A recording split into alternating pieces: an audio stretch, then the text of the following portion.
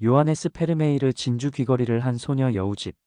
진주 귀걸이를 한 소녀는 요하네스 페르메이르 조헤너스 범이여 1632만 1675의 대표작을 떠올릴 때 가장 먼저 떠오르는 이미지입니다. 요하네스 페르메이르 진주 귀걸이를 한 소녀커 1665 네덜란드 헤이그의 마우리츠하우스 박물관 WIKIMEDIA 카먼즈 공용 도메인. 아마도 많은 사람들이 트레이시 슈발리에 트레이시 셰벌리어의 동명소설이나 스칼렛 요한슨이 주연을 맡은 영화로 기억하고 있을 것입니다. 영화 진주 귀걸이를 한 소녀, 사진 출처 네이버 영화. 이 작품은 렘브란트의 나이트워치, 반 고흐의 자화상과 함께 네덜란드 예술의 아이콘이 되었습니다. 작품이 그려진 지 3세기가 지났지만 진주 귀걸이를 한 소녀는 아직도 우리의 눈과 마음을 움직이고 있습니다. 영화 진주 귀걸이를 한 소녀의 스칼렛 요한슨과 콜린 퍼스의 스틸컷. 요하네스 페르메이르는 1632년 델프트에서 태어나 1675년 세상을 떠난 네덜란드의 화가입니다. 17세기 네덜란드의 황금시대라고 하는 1665년경에 이 작품 진주 귀걸이를 한 소녀를 그렸습니다. 그가 활동한 델프트는 네덜란드의 예술 중심지 중 하나였습니다. 요하네스 페르메이르, 델프트 전경, 1660-1661년, 네덜란드 헤이그 마우리츠 후이스, WIKIMEDIA 카먼즈 공용 도메인. TRONI 트로니. 트로니는 과장되거나 특징적인 얼굴 표정을 묘사하는 네덜란드 황금시대와 플랑드르 바로크 미술에서 독점적으로 발전한 장르이며 전형적인 인간의 성격을 흥미로운 인물에 대하여 관상적으로 연구하는 것을 말한다. 진주 귀걸이를 한 소녀는 파란색과 노란색 터번과 유난히 큰 진주 귀걸이를 한 젊은 여성을 그린 트로니입니다. 트로니는 인물을 그리지만 초상화와는 다른 종류의 그림으로 초상화는 보는 사람에게 중점을 둔 시터 모델의 특징을 반영하고 장신구와 같은 우화적인 요소를 포함할 수 있지만 시터 모델을 식별할 수 있어야 합니다. 하지만 트로니의 관점은 화가로 화가가 가진 최고의 기술을 하나의 작품으로 압축할 수 있습니다. 그래서 종종 과장된 표정이나 이국적인 옷, 액세서리와 같은 도전적인 요소들을 포함시킴으로써 작가 고유의 작품을 묘사합니다. 요하네스 페르메이르, 진주 귀걸이를 한 소녀커 1665 네덜란드 헤이그의 마우리츠하우스 박물관 WIKIMEDIA 카먼즈 공용 도메인. 확대 이미지. 진주 귀걸이를 한 소녀의 경우 의상과 액세서리가 작품의 핵심입니다. 17세기 회화 장르의 위계 질서는 사상을 자연보다 우월하다고 여기는 네오플라톤주의에 뿌리를 두고 있었습니다. 그래서 사상을 담은 그림 신화, 고전, 성경 등은 화가가 보는 그대로의 이미지 초상화, 풍경화, 정물화 등을 재현하는 것보다 우월하다고 여겨졌습니다. 일상 풍경을 그린 그림들은 네덜란드 황금기에 흔해서 이 단조로운 장르의 그림이 걸작이라 칭송받기에는 부족했습니다. 그래서 모델을 사실적으로 표현하기보다 더 높게 평가받기 위해 이 그림은 의상과 액세서리에 중점을 두었습니다. 요하네스 페르메이르, 진주 귀걸이를 한 소녀커 1665 네덜란드 헤이그의 마우리츠하우스 박물관 WIKIMEDIA 카먼즈 공용 도메인. 확대 이미지. 동양미를 자아내는 터번과 해상 무역을 통해 들어온 풍요를 떠올리게 하는 진주 등 이국적인 의상과 액세서리를 사용해 유럽인의 면모를 지닌 젊은 여성 시터의 캐릭터를 이상화시켰습니다. 이 이상화 과정의 결과는 17세기 여성이 아니라 시대를 초월한 보편적인 여성의 모습으로 보입니다. 좌 요하네스 페르메이르, HETMELKMEISJ. 우 레이디 시티드 앳 어버저널시 1670-72 내셔널 갤러리인 LONDO NWIKIMEDIA 카먼즈 공용 도메인. 그리고 요하네스 페르메이르는 커튼이나 가구와 같은 사물을 그림 속 시터들과 보는 사람 사이에 일종의 장벽을 두는 것이 보통이었지만 진주 귀걸이를 한 소녀에서는 그렇게 표현하지 않았고 작은 캔버스의 어두운 단색의 배경으로 그녀를 부를 때 마치 살아있는 사람처럼 관람자에게 얼굴을 돌리며 친밀한 분위기를 만들어냈습니다. 요하네스 페르메이르, 진주 귀걸이를 한 소녀커 1665 네덜란드 헤이그의 마우리츠하우스 박물관 WIKIMEDIA 카먼즈 공용 도메인. 확대 이미지. 또한 요하네스 페르메이르의 빛과 그림자에 대한 숙련된 표현은 시터의 빛나는 피부에서 볼 수 있으며 갈라진 붉은 입술에 미묘한 하얀 빛이 입술을 촉촉하게 보이게 합니다. 요하네스 페르메이르, 진주 귀걸이를 한 소녀커. 1665 네덜란드 헤이그의 마우리츠하우스 박물관. WIKIMEDIA 카먼즈 공용 도메인. 확대 이미지 시터 모델의 감정 상태를 알아볼 수 없는 눈과 상쾌하지만 애매모호한 표정 또한 이 작품이 시대를 초월해 매혹적인 걸작으로 만들어주는데 의상, 액세서리와 함께 주목해야 할 점입니다. 진주 귀걸이를 한 소녀의 비밀, 요하네스 페르메이르 앤드 이철환. 예술에 살고 사랑에 살고 27. 진주 귀걸이를 한 소녀걸 위드 어 펄. 일 읽는 매우 신비스러운 느낌을 주는 그림이다. 네덜란드 화가 요하네스 페르메이르의 작품인 이 그림이 세상에 알려진 것은 그리 오래되지 않지만 알려진 이후에는 세계인의 사랑을 받고 있다. 네덜란드 헤이그의 마우리츠 호이스 왕립미술관에 전시되어 있는 이 그림 앞에는 늘 관람객이 줄을 서지만 그 중에서도 일본인들이 가장 많이 찾는다고 한다. 머리에 터번을 두른 그림 속의 소녀는 묘한 눈빛과 신비스러운 표정으로 누군가를 쳐다보기 위해서 왼쪽 어깨를 틀어 고개를 돌리고 있다. 왼쪽 귀에 걸린 진주가 하얀 옷깃에 반사된 듯 맑고 투명하게 빛난다.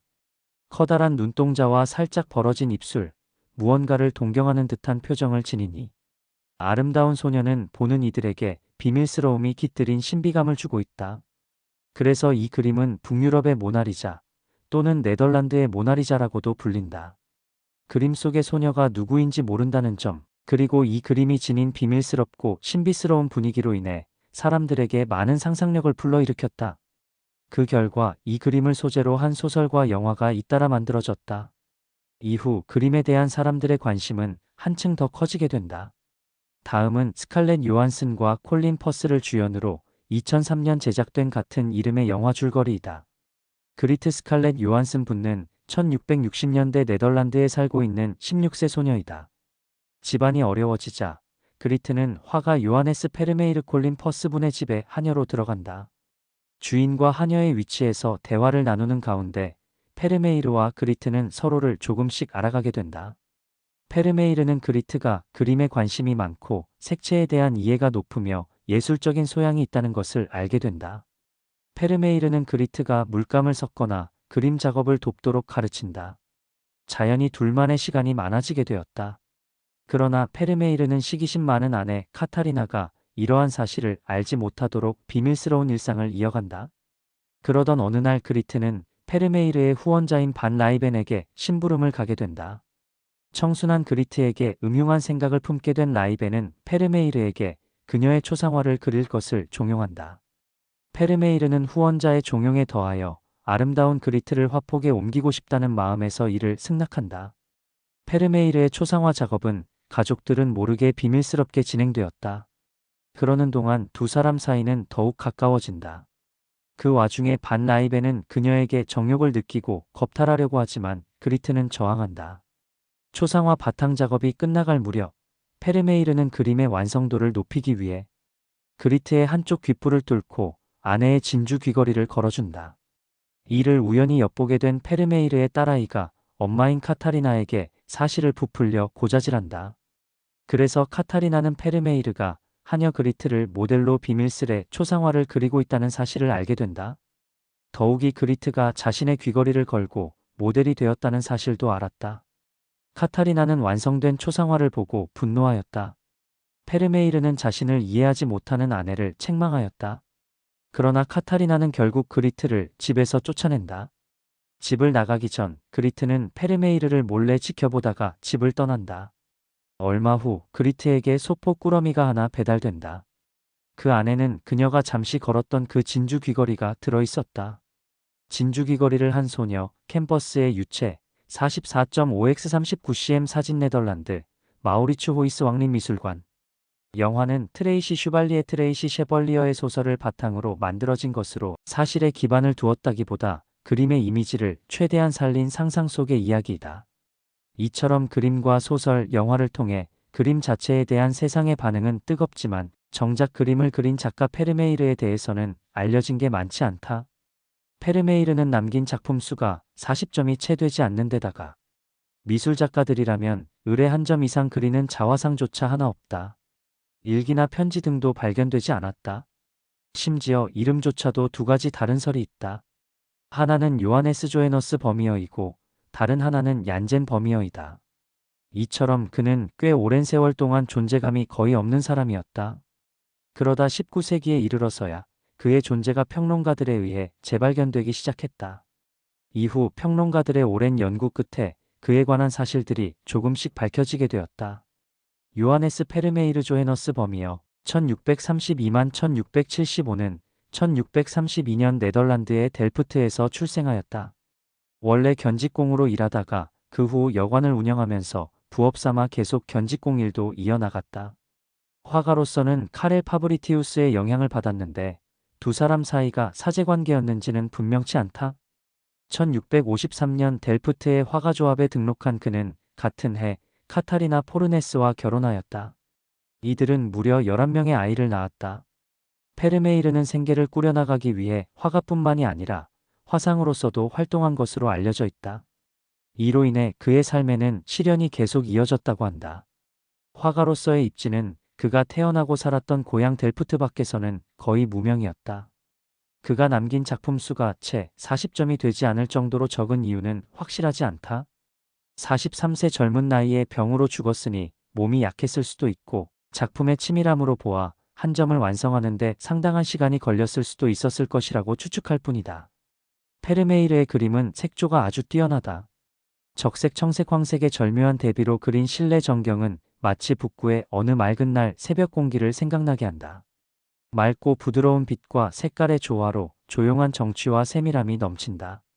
초기에는 밝은 부분과 어두운 부분이 뚜렷한 대비를 이루는데 만년에 갈수록 이런 경향이 엷어진다. 페르메이르가 남긴 작품들은 거의 소품들로 평범한 일상사 속의 여인들을 그린 것이 대부분이다. 그의 대표작인 진주 귀걸이를 한 소녀 외에도 편지를 읽는 여성, 우유 따르는 하녀, 터번을 쓴 소녀, 레이스를 뜨는 여인 등이 이런 부류들이다.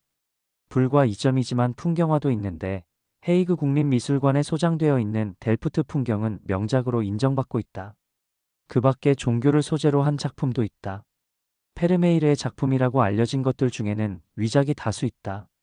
그의 생애가 세상에 잘 알려지지 않았다는 점을 교묘히 이용해서 위작을 만들었기 때문이다. 제2차 세계대전이 끝난 뒤 연합군은 나치가 약탈해둔 예술품들을 발견하게 된다. 나치 고위 간부였던 괴링의 컬렉션도 발견되었는데 그 중에는 그동안 세상에 알려지지 않았던 페르메이르의 작품도 있었다. 가늠한 여인과 그리스도 크라이스트 위드 더 ADULTRESS란 작품도 그 중 하나였다.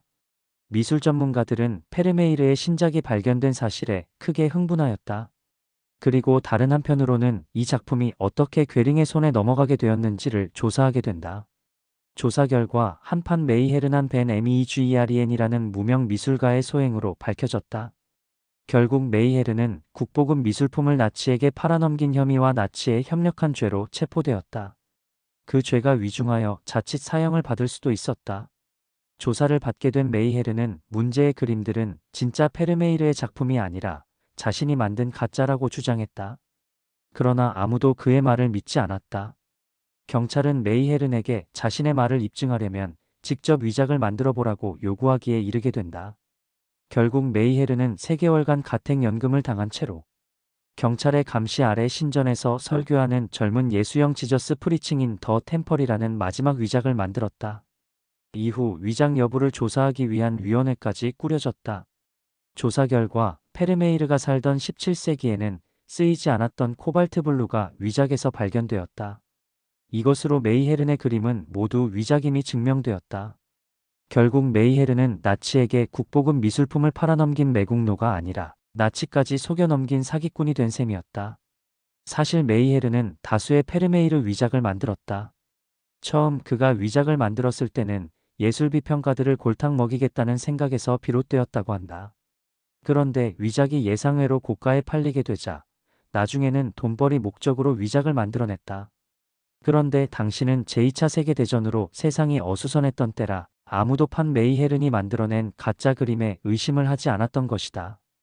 페르메이르는 비슷한 시기에 활약한 렘브란트와는 정반대의 삶을 살았다. 렘브란트는 페르메이르보다 한 세대 위인데다 차원이 다른 존재였다.